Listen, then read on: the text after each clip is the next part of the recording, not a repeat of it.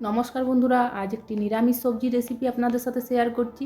এই দেখুন, তার জন্য সবজিগুলোকে আমি কেটে নিয়েছি পুঁই মেচুড়ি, বেগুন, আলু, ফুলকপি আর নিয়েছি দেখুন বেগুনের বোটা। কে কে বেগুনের বোটা খেতে পছন্দ করেন অবশ্যই কমেন্টে জানাবেন। তারপরে দেখুন কড়া গরম করে দিয়ে দিয়েছি সরষের তেল। সরষের তেলটি খুব ভালোভাবে গরম করে ভেজে নিতে হবে বড়িটিকে লাল লাল করে ভেজে তুলে নিতে হবে।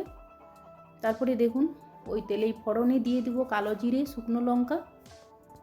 ফোড়নটি খুব ভালোভাবে ভেজে নিয়ে দিয়ে দিতে হবে আগে থেকে কেটে ধুয়ে রাখা সবজি। তারপরে দিয়ে দিতে হবে পরিমাণ মতো হলুদ, লবণ। তারপরে নেড়ে চেড়ে ঢাকা দিয়ে দিতে হবে। তারপরে দিয়ে দিতে হবে 1 চামচ ভাজা মশলা, দিয়ে দিতে হবে টমেটো কুচি, কাঁচা লঙ্কা, 1 চামচ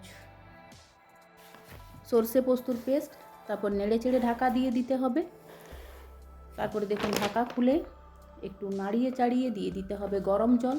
অবশ্যই এই রান্নাতে গরম জল ব্যবহার করতে হবে।